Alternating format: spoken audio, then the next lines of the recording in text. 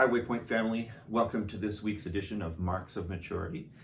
This weekend, we are going to, all of us, move our clocks magically forward at 2 a.m. on Sunday morning, and we're going to lose an hour of our lives. Now, we all know that that's not actually true, that we're not losing time. We're just telling ourselves a different story about what time it actually is.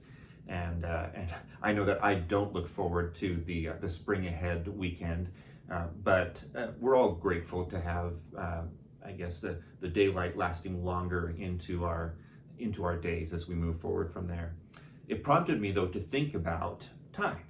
How am I using my time? How am I using this resource that God has given to bring glory to Him, to live a life that's meaningful? And really, I'm talking here about intention.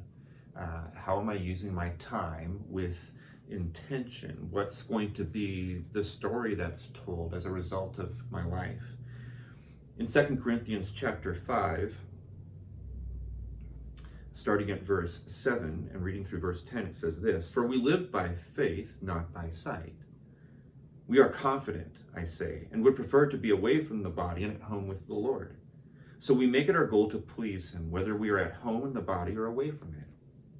For we must all appear before the judgment seat of Christ, so that each of us may receive what is due us for the things done while in the body, whether good or bad." Now, I don't know how those verses strike you.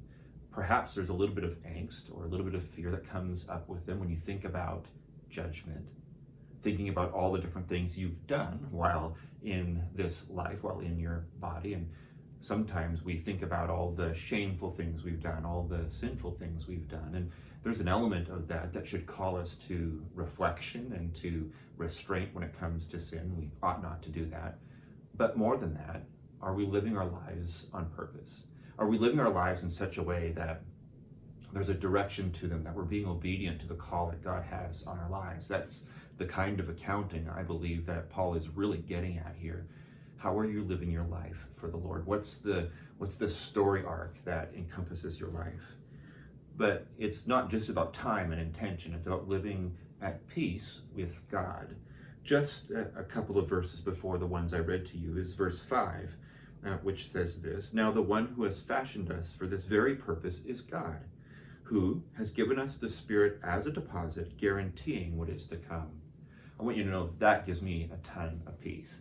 That the Spirit is present, that I'm not alone, that God has in fact sent His counselor, and He's leading and guiding and teaching and doing all those good things in my life, but also that the Holy Spirit is that deposit guaranteeing what is to come. In other words, God's going to fulfill His purpose in my life. He's going to fulfill His purpose in your life, and He's going to accomplish the goals that He set out to do. That helps me to relax and to rest in the person of Jesus and to live life well. I hope you've enjoyed this week's tip for living well. Continue to follow Jesus.